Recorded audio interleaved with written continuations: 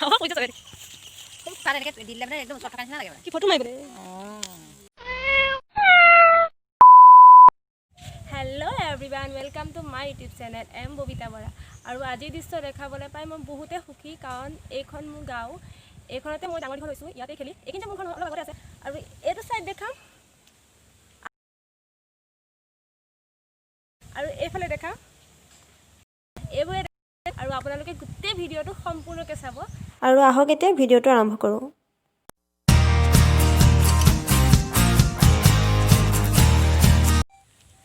এয়া মেথাউৰি এইফালে আছে নদী নদীখন আছে ভোগদৈ নদী আৰু এয়া আছে পথাৰ ইয়াত ধান খেতি কৰা হয় আৰু ধান খেতিৰ উপৰিও বিভিন্ন ধৰণৰ শাক পাচলি খেতিও কৰা হয় ইয়াত আৰু ইয়াত শাক পাচলি খেতি কৰা হ'ব আমি গৈ সেই ধাননি চোৱাটো ভাল হৈছে যা পলি কৰি কি কৰিব নবদি ফটো মাৰে ফটো মাৰিব নি ফটোহে মাৰিব ভিডিঅ' কৰোঁ নি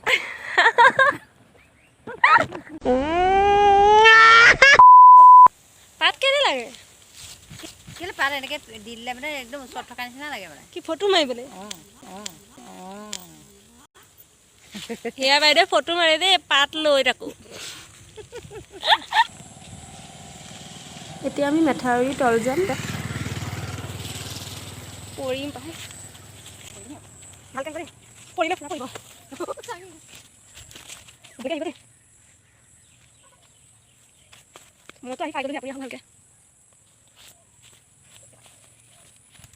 হাবি সোমাইছোঁ আমি পেলাই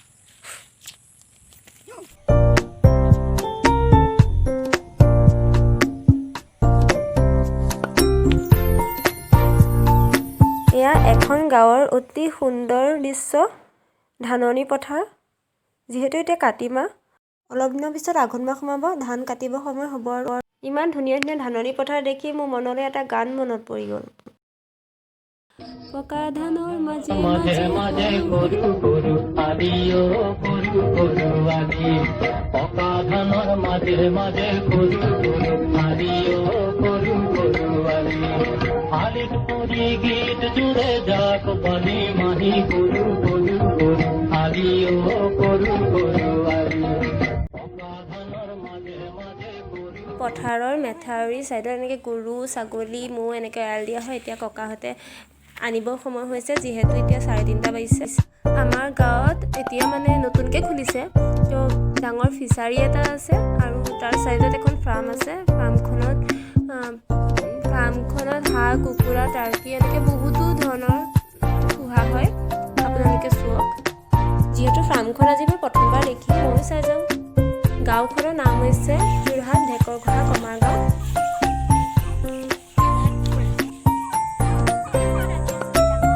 এইটো সৰু ন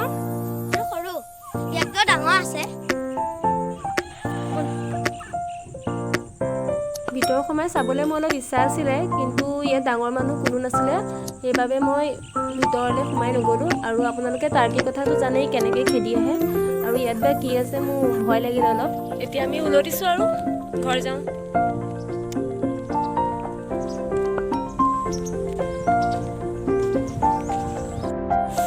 আহিলোঁ আহি পেলাই